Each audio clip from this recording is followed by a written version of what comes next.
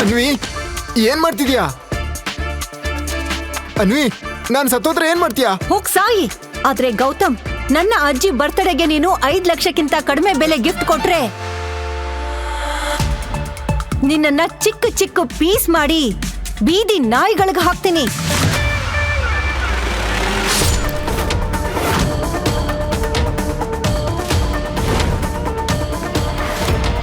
Thank god ಇವತ್ತಿಗೂ ಉಳ್ಕೊಂಡೆ. ಅನ್ವಿ ನೀನ್ tension ಮಾಡ್ಕೋಬೇಡ. ನಾನು ಯಾವ ತರ ಗಿಫ್ಟ್ ತರ್ತೀನಿ ಅಂದ್ರೆ ಅಜ್ಜಿಗೆ ಮಾತ್ರ ಅಲ್ಲ, ನೀನು ಸಹ ಅದು ನೋಡಿ ಶಾಕ್ ಆಗ್ತೀಯಾ. I promise. ಎಕ್ಸಾಕ್ಟ್ಲಿ. ಒಂದ್ ವೇಳೆ ಹಾಗಾಗಿಲ್ಲ ಅಂದ್ರೆ ಆಗ ಹಾಗೆ ಆಗುತ್ತೆ. ಬೆಟರ್.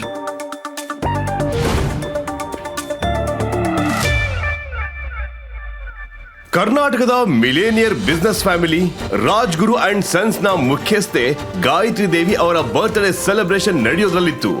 ಸಿಟಿಯ ಎಲ್ಲ ದೊಡ್ಡ ದೊಡ್ಡ ಶ್ರೀಮಂತರು ಈ ಪಾರ್ಟಿಗೆ ಬರೋರಿದ್ರು. ಸೊ ಹಾಗಾಗಿ ಅನ್ವಿತಾ ತನ್ನ ಕಡೆಯಿಂದ ಅಜ್ಜಿ ಕೊಡೋ ಗಿಫ್ಟ್ ತುಂಬಾ ಕಾಸ್ಟ್ಲಿ ಆಗಿರ್ಬೇಕನ್ನೋ ಆಸೆ ಇತ್ತು. ಆದ್ರೆ ಗಾಯತ್ರಿ ದೇವಿ ಮೊಮ್ಮಗಳಾದ ಅನ್ವಿತಾ ತುಂಬಾ ಟೆನ್ಷನ್ ಅಲ್ಲಿದ್ಲು. ಯಾಕಂದ್ರೆ ಅವಳ ತಾತ ಯಾವುದೋ ಒಂದು ರಹಸ್ಯ ಕಾರಣಕ್ಕೆ ಈ ಬಡವ ಗೌತಮ್ ಜೊತೆ ಅವಳಿಗೆ ಮದುವೆ ಮಾಡಿಸಿದ್ರು. ಹಾಗಾಗಿ ಅವಳ ಅಜ್ಜಿ ಅವಳಿಗೆ ಅವಮಾನ ಮಾಡೋ ಒಂದೇ ಒಂದು ಚಾನ್ಸ್ ಕೂಡ ಬಿಟ್ಟಿರಲಿಲ್ಲ. ಹಾಗಾಗಿ ಅನ್ವಿತಾ ತುಂಬಾ ಎಕ್ಸ್ಪೆನ್ಸಿವ್ ಆದ ಗಿಫ್ಟ್ ಅನ್ನ ಅಜ್ಜಿಗೆ ಕೊಟ್ಟು ಎಲ್ಲರೆದುರು ತನ್ನ ಸ್ಟೇಟಸ್ ತೋರಿಸ್ಬೇಕಂತಿದ್ದು. ಗಾಯತ್ರಿ ದೇವಿಗೆ ಗಿಫ್ಟ್ ಕೊಡೋ ಆಲೋಚನೆಯಲ್ಲಿ ಹೋಗ್ತಾ ಇರ್ಬೇಕಾದ್ರೆ ಸಡನ್ ಆಗಿ ಪೊಲೀಸ್ ಟೀಮ್ ಬಂದು ಅವರನ್ನ ಸುತ್ತುವರೆದ್ರು. ಹಿಡ್ಕೊಳ್ಳಿ ಈ ಕಳ್ಳನ್ನ. ಕಳ್ಳನ? ನಾನೇನು ಮಾಡಿಲ್ಲ, ನಾನೇನು ಕದ್ದಿಲ್ಲ. ಹೌದಾ? ನಡಿ. ಇವನೇ ಆ ಕಳ್ಳ. ಇವನೇ ಸಂಚು ಮಾಡಿ ಕಳ್ಳತನ ಮಾಡಿರೋದು. ಅಜ್ಜಿಯ ಬರ್ತ್ಡೇಗೆ ಅತ್ಯಂತ ಬೆಲೆ ಬಾಳೋ ಗಿಫ್ಟ್ ತಗೊಳ್ಳೋಕೆ ಗೌತಮ್ ಸಿಟಿಯ ತುಂಬಾ ಎಕ್ಸ್ಪೆನ್ಸಿವ್ ಲಕ್ಸುರಿಯಸ್ ಜ್ಯುವೆಲರಿ ಶಾಪ್ ಮುಂದೆ ನಿಂತಿದ್ದ. ಗ್ಲಾಸ್ ಹಿಂದೆ ಹೊಳಿತಾ ಇರೋ ಡೈಮಂಡ್ ನೆಕ್ಲೆಸ್ ಅನ್ನ ನೋಡಿ ಏನೋ ಯೋಚನೆ ಮಾಡ್ತಾ ನಿಂತಿದ್ದ. ಆಗ್ಲೇ ಏ ಭಿಕ್ಷುಕ, ಏನ್ ನೋಡ್ತಿದ್ಯಾ? ಇಲ್ಲಿರೋ ಪ್ರತಿಯೊಂದು ಜ್ಯುವೆಲರಿ ಏನಿಲ್ಲ ಅಂದ್ರೂ 5 ಲಕ್ಷ ರೂಪಾಯಿಯಿಂದ ಬೆಲೆ ಬಾಳುತ್ತೆ. ನಿನ್ಗದನ್ನ ಕೊಳ್ಳೋ ಯೋಗ್ಯತೆ ಇದೆಯಾ? ನಡಿ ಆಚೆ. ನಾನು ಬರೀ ನೋಡ್ತಿದ್ದೀನಿ, ಅದಕ್ಕೂ ದುಡ್ಡು ಕೊಡ್ಬೇಕಾ? ನೋಡೋ ಯೋಗ್ಯತನಾದ್ರೂ ಇದೆಯಾ? ಹೊರಡೋ ಇಲ್ಲಿಂದ. ನಾನು ಮುಂದೆ ನಿಂತಿದ್ದೆ ಅಷ್ಟೇ, ನಾನೇನು ಕಳ್ತನ ಮಾಡಿಲ್ಲ. ಹೌದಾ? ಪೊಲೀಸ್ ಸ್ಟೇಷನ್ ನಡಿ. ಅಲ್ಲಿ ಎಣ್ಣೆ ಹಚ್ಚಿರೋ ಲಾಟಿ ನಿನ್ನ ಹತ್ರ ಬಾಯ್ ಬಿಡಿಸುತ್ತೆ ನೀನ್ ಹೆಂಗ್ ಕಳ್ತನ ಮಾಡ್ದೆ ಅಂತ. ಹಾಗೆ ಅಷ್ಟು ದೊಡ್ಡ ಹಾರನ ಯಾರು ಕೊಟ್ಟು ಬಂದೆ ಅಂತ. ಅವನನ್ನ ಕರ್ಕೊಂಡು ಹೋಗಿ. ಇನ್ಸ್ಪೆಕ್ಟರ್ ಸರ್, ನೀವು ತಪ್ಪಾಗಿ ಅರ್ಥ ಮಾಡ್ಕೊಂಡಿದ್ದೀರಾ. ನಾನೇನು ಕಳ್ತನ ಮಾಡಿಲ್ಲ ಇನ್ಸ್ಪೆಕ್ಟರ್. ನೀವು ನನ್ನ ಬಗ್ಗೆ ತಪ್ಪು ಅರ್ಥ ಮಾಡ್ಕೊಂಡಿದ್ದೀರಾ. ನಾನೇನು ತಪ್ಪು ಮಾಡಿಲ್ಲ. ನೀವು ನನ್ನ ಮಾತು ಕೇಳಿ. ಪೊಲೀಸ್ ಗೌತಮ್ನನ್ನ ಪೊಲೀಸ್ ಸ್ಟೇಷನ್ಗೆ ಕರ್ಕೊಂಡು ಹೋದ್ರು. ನನ್ನ ಬಿಡಿ, ನನ್ನ ಯಾಕೆ ಹೀಗೆ ಇಟ್ಕೊಂಡಿದ್ದೀರಾ? ಬಿಡಿ. ನೀವು ತಪ್ಪು ಮಾಡ್ತಿದ್ದೀರಾ ಸರ್.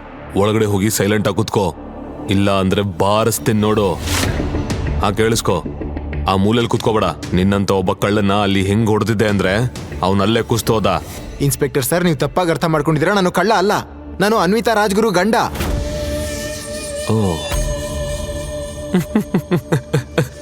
ಓಕೆ, ನೀನ ರಾಜ್ಗುರು ಫ್ಯಾಮಿಲಿಯ ನಾಲಾಯಕ್ ಮನೆಯಾಳಿಯ ಶ್ರೀಮಂತ ಹೆಂಡತಿನ ಖುಷಿ ಪಡಿಸೋದಕ್ಕೆ ಕಳ್ಳತನ ಮಾಡ್ತಿದ್ಯಾ?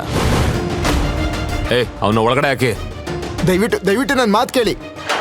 ನೀವು ತಪ್ಪು ತಿಳ್ಕೊಂಡಿದ್ದೀರಾ. ನಾನೇನು ಮಾಡಿಲ್ಲ ಸರ್. ಹಲೋ ಅನ್ವಿತಾ ಮೇಡಮ್, ನೀವು ನಿಮ್ಮ ಹಸ್ಬೆಂಡ್ಗೆ ದುಡ್ಡು ಯಾಕೆ ಕೊಡ್ತಿಲ್ಲ? ಇದರಿಂದ ನಮ್ ಕೆಲಸ ಜಾಸ್ತಿ ಆಗ್ತದೆ. ಏನಾಯ್ತು ಇನ್ಸ್ಪೆಕ್ಟರ್ ಸರ್? ನಿಮ್ಮನ್ನ ಖುಷಿ ಪಡಿಸೋದಕ್ಕೆ ನಿಮ್ ರಾಜ್ಕುಮಾರ ಜ್ಯುವೆಲರಿ ಶಾಪ್ ಇಂದ ಕಳ್ಳತನ ಮಾಡಿ ಸಿಗಾಕೊಂಡಿದ್ದಾನೆ. ವಾಟ್? ಇವಾಗ ಕಳ್ತನೂ ಶುರು ಮಾಡದ್ನಾ? ಇನ್ಸ್ಪೆಕ್ಟರ್, ನೀವು ಅವನನ್ನ ಹೊಡಿಬಹುದು, ಬಡಿಬಹುದು, ಅಥವಾ ನಿಮಗೇನ್ ಮಾಡ್ಬೇಕು ಅನ್ಸುತ್ತೋ ಅದನ್ನ ಮಾಡಿ. ನಾನು ಅವನನ್ನ ಬಿಡ್ಸೋಕ್ ಬರಲ್ಲ. ತಾತ ಅದ್ಯಾವ ಕಳ್ಳನ್ನ ನನ್ನ ಕುತ್ತಿಗೆ ಕಟ್ಟಿದಾರೋ ಗೊತ್ತಿಲ್ಲ. ಈ ಲಾಕಪ್ ನಿಂದ ಹೊರಗೆ ಹೇಗೆ ಹೋಗೋದಂತ ಗೌತಮ್ಗೂ ಅರ್ಥ ಆಗ್ತಿರ್ಲಿಲ್ಲ. ಅತ್ತ ಇನ್ಸ್ಪೆಕ್ಟರ್ ಸಹ ಅವನ ಒಂದೇ ಒಂದು ಮಾತು ಕೇಳೋಕು ರೆಡಿ ಇರ್ಲಿಲ್ಲ. ಅವನು ಬರೀ ಚಿನ್ನದ ಅಂಗಡಿಯಲ್ಲಿ ಕಳುವಾದ ಡೈಮಂಡ್ ನೆಕ್ಲೆಸ್ ನ ವಾಪಸ್ ಪಡಿಬೇಕಂತ ಹಿಂದೆ ಬಿದ್ದಿದ್ದ.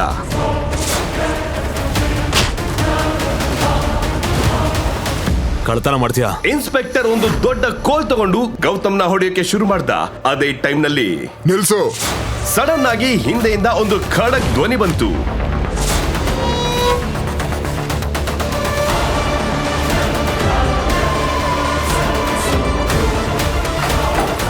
ಸರ್, ನಿಂಗೆಷ್ಟು ಧೈರ್ಯ? ನಂಗನ್ಸುತ್ತೆ ನಿನ್ನ ಕೆಲಸ ಮತ್ತೆ ಯೂನಿಫಾರ್ಮ್ ಮೇಲೆ ನಿಂಗೆ ದ್ವೇಷ ಶುರುವಾಗಿದೆ ಅಂತ.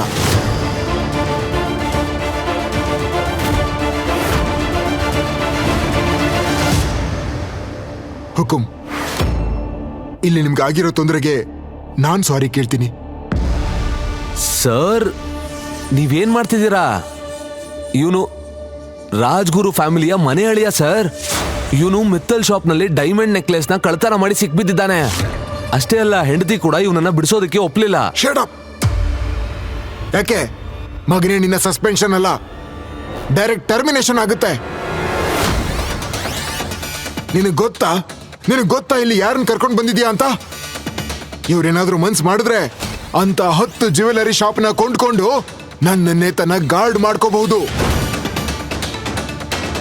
ಆಮೇಲೆ ಕಮಿಷನರ್ ತಮ್ಮ ಮೊಬೈಲ್ ನಲ್ಲಿ ಒಂದು ಮೆಸೇಜ್ ಅನ್ನ ಇನ್ಸ್ಪೆಕ್ಟರ್ಗೆ ತೋರಿಸಿದ್ರು. ಅದನ್ನ ನೋಡಿದ ತಕ್ಷಣ ಇನ್ಸ್ಪೆಕ್ಟರ್ ಮುಖ ಬೆಳ್ಸ್ಕೊಳ್ತು. ಸರ್ ನಾನು ತಪ್ಪು ಮಾಡಿದೆ, ದಯವಿಟ್ಟು ನನ್ನನ್ನು ಕ್ಷಮಿಸಿ ಸರ್. ಸರ್ ಹುಕುಂ, ಕ್ಷಮಿಸ್ಬಿಡಿ. ಬನ್ನಿ, ನಾನು ನಿಮ್ಮನ್ನ ನಮ್ಮ ಕಾರಲ್ಲೇ ಮನೆಗೆ ಡ್ರಾಪ್ ಮಾಡ್ತೀನಿ. ಓಕೆ, ನಾನು ಮರಿತೀನಿ, ಆದರೆ ಒಂದು ಕಂಡೀಷನ್ ಮೇಲೆ. ಹುಕುಂ, ನೀವು ಸಹ ನನ್ನ ಈ ಸೀಕ್ರೆಟ್ನ ಮರಿಬೇಕು. ನನ್ನ ಈ ಸೀಕ್ರೆಟ್ ಬಗ್ಗೆ ಯಾರಿಗೂ ಗೊತ್ತಾಗಬಾರ್ದು, ಎಸ್ಪೆಷಲಿ ನನ್ನ ಹೆಂಡತಿಗೆ. ಹುಕುಂ. ಗೌತಮ್ ಹೀಗೆ ಹೇಳಿದ ತಕ್ಷಣ ಇಡೀ ಪೊಲೀಸ್ ಸ್ಟೇಷನ್ ನಲ್ಲಿ ಕೋಲಾಹಲ ಉಂಟಾಯ್ತು. ಆದ್ರೆ ಒಂದು ಪ್ರಶ್ನೆ ಕಾಡ್ತಾ ಇತ್ತು, ಗೌತಮ್ ನಿಜವಾಗ್ಲೂ ಕಳ್ಳನ ಅಥವಾ ಇಲ್ಲಿ ಏನಾದ್ರೂ ದೊಡ್ಡ ಸೀಕ್ರೆಟ್ ಅಡಗಿದ್ಯಾ? ಮತ್ತೆ ಕಮಿಷನರ್ ಯಾಕೆ ಇವನನ್ನ ಹುಕುಂ ಅಂತ ಕರೀತಾರೆ? ಮುಂದೆ ಯಾವ ತರದ ರಹಸ್ಯ ತೆರೆದುಕೊಳ್ಳುತ್ತೆ ಅಂದ್ರೆ ನಿಮಗೆ ಶಾಕ್ ಆಗುತ್ತೆ. ಗೌತಮ್ ಸ್ಟೇಷನ್ ಇಂದ ಹೊರಗೆ ಬಂದ ತಕ್ಷಣ ಅಲ್ಲಿ ಒಂದು ಲಕ್ಸುರಿ ಕಾರ್ ಬಂದು ನಿಲ್ತು. ಅದರಿಂದ ಒಬ್ಬ ವಯಸ್ಸಾದ ವ್ಯಕ್ತಿ ಇಳಿದ್ರು. ಅವರು ಗೌತಮ್ ಕೈಗೆ ಒಂದು ಚಿಕ್ಕ ಬಾಕ್ಸ್ ನ ಕೊಟ್ರು. ಗೌತಮ್ ಅರ್ಜೆಂಟ್ ಅಲ್ಲಿ ಅನ್ವಿತಾ ಅಜ್ಜಿ ಗಾಯತ್ರಿ ದೇವಿ ಅವರ ಬರ್ತ್ಡೇ ವೆನ್ಯೂಗೆ ಹೋದ. ಅನ್ವಿತಾ ಅವನನ್ನ ನೋಡಿದಾಗ ಶಾಕ್ ಆದ್ಲು.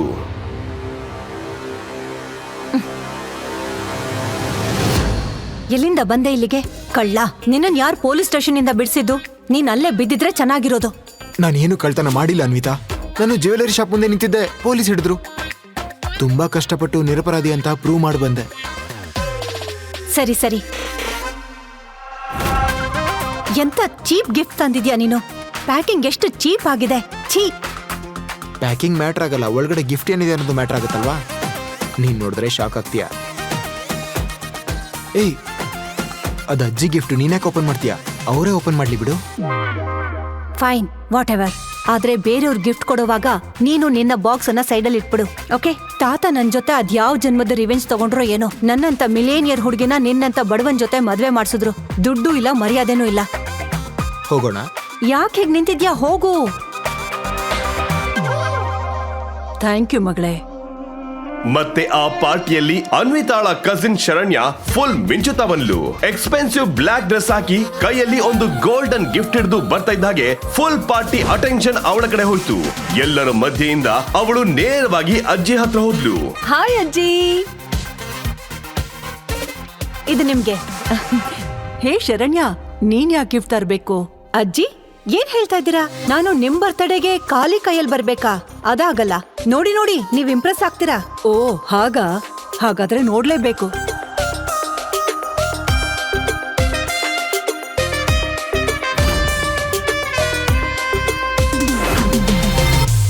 ಡೈಮಂಡ್ ಪೆಂಡೆಂಟ್, ಇಷ್ಟೊಂದು ಶೈನ್ ಡೈಮಂಡ್. ನಾನು 72 ವಯಸ್ಸಲ್ಲಿ ಇದನ್ನ ಮೊದಲನೇ ಬಾರಿಗೆ ನೋಡ್ತಿದ್ದೀನಿ.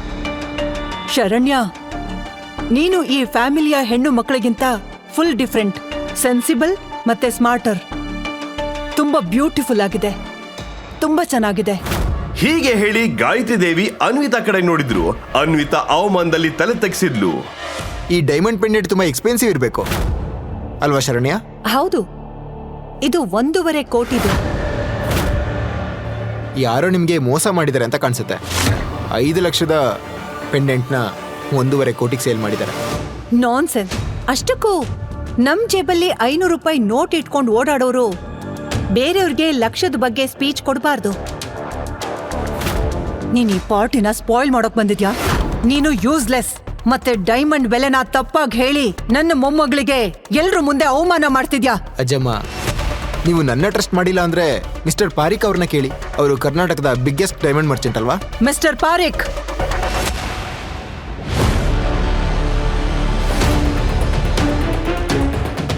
ನೋಡಿ, ಹಾಗೆ ನನ್ಗಿದ್ರ ಬೆಲೆ ಹೇಳಿ.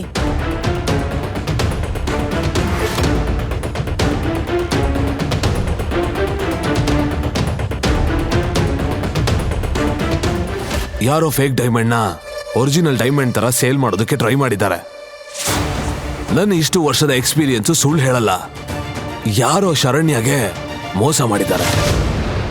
ಯಾರೋ ಶರಣ್ಯಗೆ ಮೋಸ ಮಾಡಿದಾರೋ ಅಥವಾ ಅವರೇ ದುಡ್ಡನ್ನ ದೊಡ್ಡ ರೀತಿಲಿ ಸ್ಪೆಂಡ್ ಮಾಡ್ತಿದ್ದಾರಾ ಅನ್ನೋದು ಶರಣ್ಯಗೆ ಮಾತ್ರ ಗೊತ್ತು. ಶರಣ್ಯ ಮ್ಯಾಮ್, ಇವಾಗ ನೀವ್ ಹೇಳ್ತೀರಾ ಇಲ್ಲ ನಾನ್ ಹೇಳ್ಬೇಕಾ? ಅಯ್ಯೋ ಮಿಸ್ಟರ್ ಪಾರಿಕ್, ನಾನೇ ಹೇಳ್ತೀನಿ.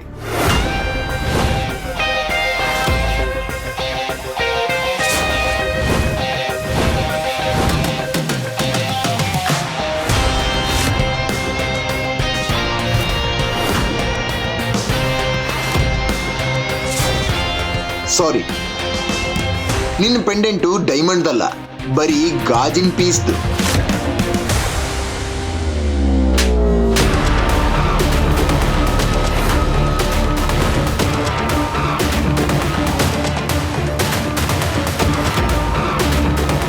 ನಿನಗೆ ಎಷ್ಟು ಧೈರ್ಯ ನನ್ನ ಮೊಮ್ಮಗಳ ಮೇಲೆ ಆಪಾದನೆ ಮಾಡ್ತೀಯ?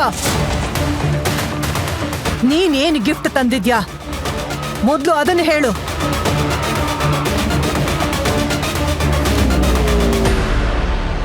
ಇದು 3 ಕಾಸಿಂದಾಗಿರತ್ತೆ. ಮಿಸ್ಟರ್ ಪಾರಿಕ್, ನಿಮಗೆ ಟೈಮ್ ಇದ್ರೆ ಈ ಗಿಫ್ಟ್ನ ಸಹ ಚೆಕ್ ಮಾಡಿ. ಇವತ್ತಿಂದ ಅಂದ್ರೆ ಈ ಕ್ಷಣದಿಂದ ನಾನು ಈ ರಾಜ್ಗುರು ಫ್ಯಾಮಿಲಿಯ ಜೊತೆ ಎಲ್ಲ ಸಂಬಂಧ ಬ್ರೇಕ್ ಮಾಡ್ತೀನಿ. ಅಜ್ಜಮ್ಮ, ನೀವು ನನ್ನ ಕೆನ್ನೆಗೆ ಹೊಡಿಬಾರ್ದಿತ್ತು. ಯಾವ ನಾಯಿನ ನೀವು 2 ವರ್ಷದಿಂದ ಸಾಕಿದ್ರೋ ಅದು ಇವತ್ತು ಮನೆಯಿಂದ ಹೊರಟು ಹೋಗ್ತಿದೆ. ಆದ್ರೆ ಖಂಡಿತ ಒಂದಿನ ಬರುತ್ತೆ, ಅವತ್ತು ನೀವು ನಿಮ್ಮ ಮೊಣಕಾಲ್ ಮೇಲೆ ಕೂತು ನನ್ನ ಹತ್ರ ಕ್ಷಮೆ ಕೇಳ್ತೀರಿ. ಅವಾಗ ಮಾತಾಡೋಣ. ಹೀಗೆ ಹೇಳಿದ ಗೌತಮ್ ಪಾರ್ಟಿಯಿಂದ ಹೊರಟೋದ. ಅವನ ಈ ಜೋಶಿಂದ ಆ ಪಾರ್ಟಿಗೆ ಬಂದ ಗೆಸ್ಟ್ ಗಳಿಗೆ ಒಳ್ಳೆ ಎಂಟರ್ಟೈನ್ ಮಾಡಿದ ಹಾಗಾಗಿತ್ತು.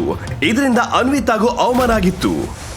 ಗೌತಮ್, ಆದ್ರೆ ಮೊದಲ ಬಾರಿಗೆ ಗೌತಮ್ನಲ್ಲಿ ಗಾಯತ್ರಿ ದೇವಿ ಒಂದು ರಾಯಲ್ ಆಟಿಟ್ಯೂಡ್ ನೋಡಿದ್ರು.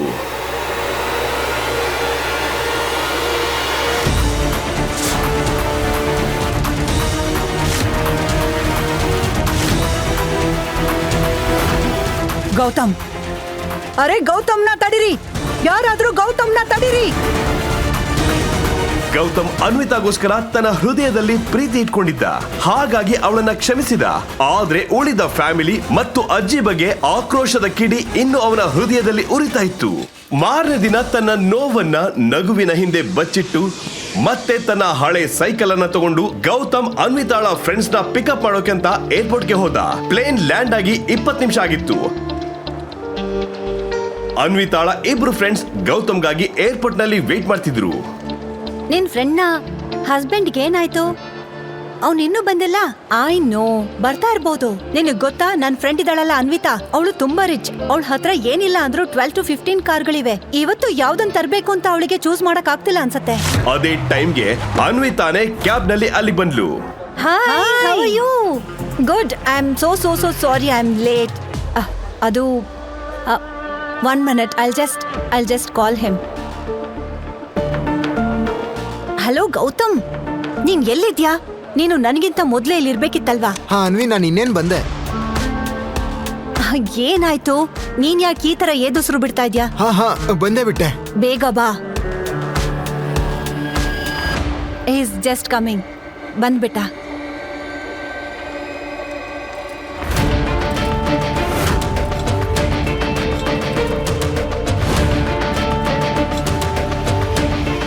ಸಾರಿ, ಸ್ವಲ್ಪ ಲೇಟ್ ಆಯ್ತು.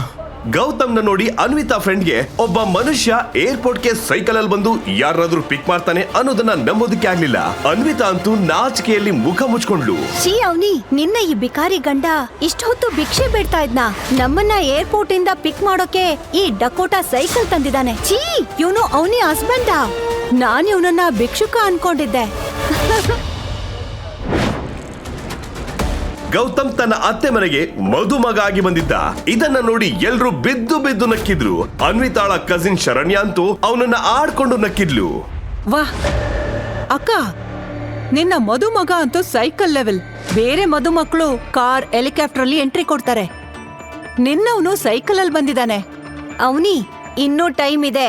ಈ ಮ್ಯಾರೇಜ್ ಇಂದ ಓಡ್ ಹೋಗು, ಇಲ್ಲ ಅಂದ್ರೆ ಇವತ್ತು ನಿನ್ನ ಫ್ಯಾಮಿಲಿ ನಿನ್ನ ನೋಡಿ ನಗ್ತಾ ಇದೆ. ನಾಳೆ ದಿನ ಇಡೀ ಸಿಟಿ ಇದನ್ನ ನೋಡ್ಕೊಂಡು ನಗತ್ತೆ. ಇಷ್ಟು ಬ್ಯೂಟಿಫುಲ್ ಮತ್ತೆ ರಿಚ್ ವೈಫ್ ನ ಹಸ್ಬೆಂಡ್ ಒಬ್ಬ ಭಿಕ್ಷುಕ ಅಂತ.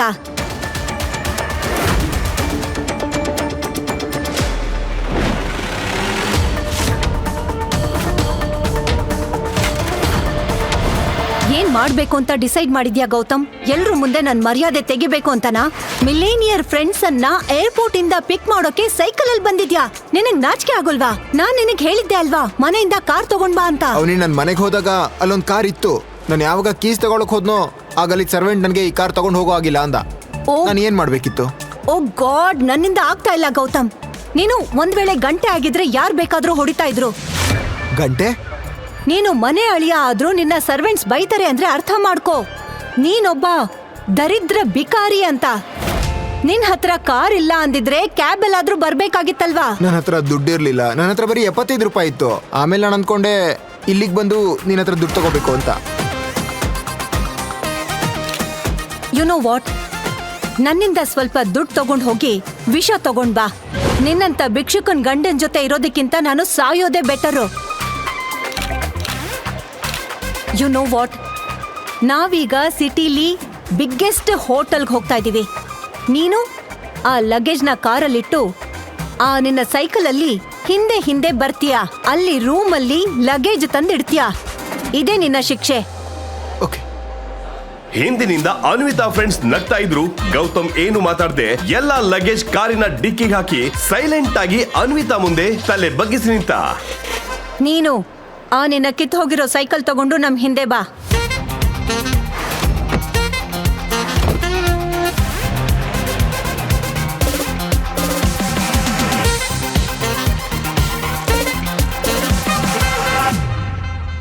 ಅನ್ವಿತಾ ಫ್ರೆಂಡ್ಸ್ ತನ್ನ ಫ್ರೆಂಡ್ಸ್ ಜೊತೆ ಹೋಟೆಲ್ನ ರಿಸೆಪ್ಷನ್ಗೆ ತಲುಪಿದ್ರು. ಅವಳನ್ನ ನೋಡಿದ ಹೋಟೆಲ್ನ ಮ್ಯಾನೇಜರ್ ಫುಲ್ ರೆಸ್ಪೆಕ್ಟ್ ಅಲ್ಲಿ ಹೇಳಿದ್ರು, ನಮಸ್ತೆ ಮೇಡಮ್, ಹೇಳಿ ನಾನೇನ್ ಸೇವೆ ಮಾಡಬಹುದು ನಿಮ್ಗೆ? ನನ್ಗೆ ನಿಮ್ಮ ಹೋಟೆಲ್ನಲ್ಲಿ ಇವತ್ತಿಗೊಂದು ರೂಮ್ ಬೇಕು. ಒಂದ್ ನಿಮಿಷ ma'am. Sorry madam, actually CM ಅವರು ಅವ್ರ ಪಾರ್ಟಿ ಪೀಪಲ್ ಜೊತೆ ಇಲ್ಲೇ ಸ್ಟೇ ಮಾಡಿದ್ದಾರೆ. ಹಾಗಾಗಿ ನಮ್ಮ ಹತ್ರ ಯಾವುದೇ ರೂಮ್ ಖಾಲಿ ಇಲ್ಲ. ಏನು? ನಾನ್ ನಿಮ್ಗೆ 10 ಪಟ್ಟು ಹೆಚ್ಚು ದುಡ್ಡು ಕೊಡೋದಕ್ಕೆ ರೆಡಿ ಇದ್ದೀನಿ. ದಯವಿಟ್ಟು ನಂಗೆ ಒಂದು ರೂಮ್ ಅರೇಂಜ್ ಮಾಡಿ. ಇವತ್ತು ಮಾತ್ರ ಅಲ್ಲ, ನೆಕ್ಸ್ಟ್ 3 ದಿನ ತನಕ ನಮ್ಮ ಹತ್ರ ಯಾವುದೇ ರೂಮ್ ಅವೈಲೇಬಲ್ ಇಲ್ಲ. ಯಾಕಂದ್ರೆ CM ಮುಂದಿನ 3 ದಿನ ಇಲ್ಲೇ ಸ್ಟೇ ಮಾಡ್ತಿದ್ದಾರೆ. ನಿಮಗ್ ಗೊತ್ತಾ ನಾನು ಯಾರು ಅಂತ? ನೋಡಿ, ನೀವ್ ಏನ್ ಬೇಕಾದ್ರೂ ಮಾಡಿ ನನ್ನ ಫ್ರೆಂಡ್ಸಿಗೆ ಒಂದು ರೂಮ್ ಅರೇಂಜ್ ಮಾಡ್ಕೊಡಿ please. I am sorry madam, ಎಲ್ಲಿವರೆಗೆ CM ಸರ್ ಇಲ್ಲೇ ಸ್ಟೇ ಮಾಡ್ತಾರೋ ಅಲ್ಲಿ ತನಕ ನಾನ್ ನಿಮ್ಗೆ ರೂಮ್ ಅರೇಂಜ್ ಮಾಡೋಕ್ಕಾಗಲ್ಲ. ದಯವಿಟ್ಟು ಬೇರೆ ಹೋಟೆಲ್ ನಲ್ಲಿ ಮ್ಯಾನೇಜ್ ಮಾಡಿ. ಏನೇ ಇದು? ನೀನ್ ಯಾವಾಗ್ಲೂ ಅನ್ವಿತಾ ಬಗ್ಗೆ ದೊಡ್ಡ ವಿಷಯ ಹೇಳ್ತಾ ಇದ್ದೆ. ಅವಳು ಈ ಸಿಟಿಯ ಬಿಗ್ಗೆಸ್ಟ್ ಫ್ಯಾಮಿಲಿ ಅವಳು ಅಂತ. ಮತ್ತೆ ಇದೇನು, ಅವಳ ಕೈಯಲ್ಲಿ ಒಂದು ರೂಮ್ ಸಹ ಅರೇಂಜ್ ಮಾಡೋಕ್ಕಾಗಲ್ಲ? ಹೌದು ಅನ್ವಿತಾ, ನಿಜವಾಗ್ಲೂ ನಾನ್ ಅಂದ್ಕೊಂಡಿದ್ದೆ ನೀನಿದ್ರೆ ಎಲ್ಲ ಸರಿಯಾಗಿರತ್ತೆ ಅಂತ. ಆದ್ರೆ ಏನಿದು? I am sorry guys, trust me, ಇದು CM ವಿಷಯ ಆಗಿಲ್ಲ ಅಂತ ಅಂದಿದ್ರೆ ನಾವು ಈ ಹೋಟೆಲ್ನಲ್ಲೇ ಸ್ಟೇ ಮಾಡ್ತಿದ್ವಿ. ಯುನೋ, ಹತ್ರದಲ್ಲೇ ಒಂದು ಡೆನ್ ಇದೆ. ಅದು ಈ ಹೋಟೆಲ್ ತರ ಇಲ್ಲ ಅಂದ್ರೂ ತುಂಬಾ ಚೆನ್ನಾಗಿದೆ. Let's go there please. Let's go. ಅವರು ಒಂದೆರಡು ಹೆಜ್ಜೆ ಮುಂದೆ ಇಟ್ಟಿದ್ರು. ಅದೇ ಟೈಮ್ಗೆ ಗೌತಮ್ ಅಲ್ಲಿಗೆ ರೀಚ್ ಆದ. ಸಾರಿ, ಲೇಟ್ ಆಯ್ತು. ಸಾರಿ, ತುಂಬಾ ಅಪ್ಪಿತ್ತು. ಸಾರಿ. ನೀವೇನು ಚೆಕ್ ಇನ್ ಮಾಡಿಲ್ವಾ? ಏನಾಯ್ತು? ಎಲ್ಲ ಓಕೆ ಅಲ್ವಾ? ಎಲ್ಲ ಓಕೆ ಆಗೋಕ್ ಹೇಗ್ ಸಾಧ್ಯ? ನನ್ನ ದಿನ ನಿನ್ನ ಮುಖ ನೋಡೋದ್ರಿಂದ ಶುರುವಾಗತ್ತೆ. ನೀನ್ ಬಂದ್ಮೇಲಿಂದ ಏನೂ ಸರಿ ಇಲ್ಲ. ನಾನು ನಿನ್ನ ಬದಲಾಗಿ ಈ ಮ್ಯಾನೇಜರ್ನ ಮದ್ವೆ ಆಗಿದ್ದಿದ್ರೆ ಏನಾದ್ರೂ ಒಂದು ಸೊಲ್ಯೂಷನ್ ಸಿಕ್ತಿತ್ತು. ಸರ್ ಸರ್ ನೀವಿಲ್ಲಿ?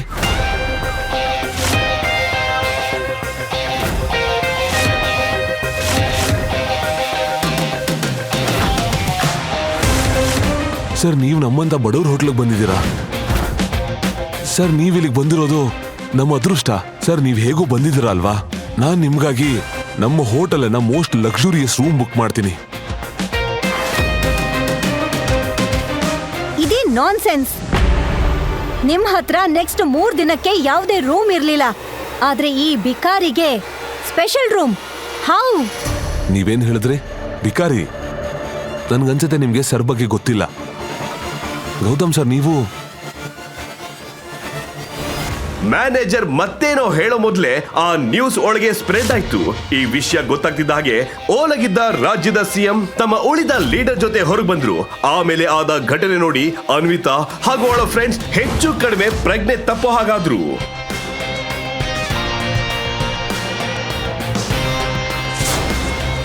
ಸರ್, ಮತ್ತೆ ಏನಾಗ್ಬೇಕು?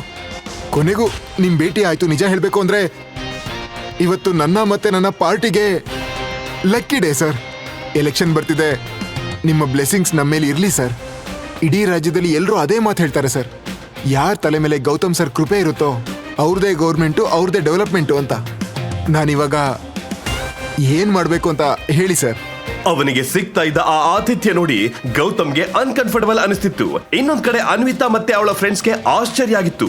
ಗೌತಮ್ ಮುಂದೆ ರಾಜ್ಯದ ಚೀಫ್ ಮಿನಿಸ್ಟರ್ ಮತ್ತೆ ಸಿಟಿಯ ಬಿಗ್ಗೆಸ್ಟ್ 5 ಸ್ಟಾರ್ ನ ಹೋಟೆಲ್ ಮ್ಯಾನೇಜರ್ ಇಬ್ರು ಒಟ್ಟಿಗೆ ಕೈ ಮುಗಿದು ನಿಂತಿದ್ರು. ಆ ಟೈಮ್ ನಲ್ಲಿ ಗೌತಮ್ ಅವರ ಕಣ್ಣಲ್ಲಿ ಕಣ್ಣಿಟ್ಟು ಏನೋ ಸಿಗ್ನಲ್ ಮಾಡ್ದ. ಅದು ಗೊತ್ತಾದ ತಕ್ಷಣ ಸಿಎಂ ಟೀಮ್ ಅಲ್ಲಿಂದ ಹೊರಟೋದ್ರು. ಅವರು ಹೋದ ತಕ್ಷಣ ಗೌತಮ್ ಎಲ್ಲರಿಗೂ ಹೇಳಿದ್ರು, ಏನೋ ಹೇಳೋದಕ್ಕೆ ತಡಬಡಾಯಿಸ್ತ. ಈ ಹೋಟೆಲಲ್ಲಿ ಏನ್ ನಡೀತಿದೆ ನಂಗೆ ಗೊತ್ತಿಲ್ಲ. ಇವರು ನನ್ನ ಯಾವ ಗೌತಮ್ ಅಂತ ತಿಳ್ಕೊಂಡಿದಾರೋ. ಅದೇ ನಾನು ಅಂದ್ಕೊಂಡೆ, ಈ ಗೌತಮ್ ತರದ ಬಿಕಾರಿ ಹತ್ರ ಸಿಎಂ ಯಾಕೆ ಕೈ ಕುಲುಕ್ತಾ ಇದ್ದಾರೆ ಅಂತ.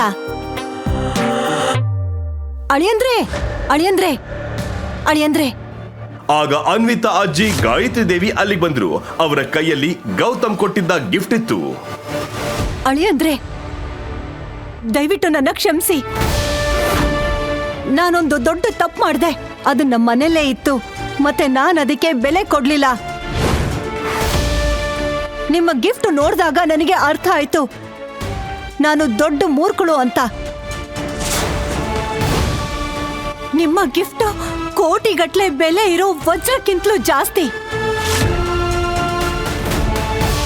ನಾನು ದೊಡ್ಡ ತಪ್ಪು ಮಾಡಿದೆ, ದಯವಿಟ್ಟು ಕ್ಷಮಿಸಿ.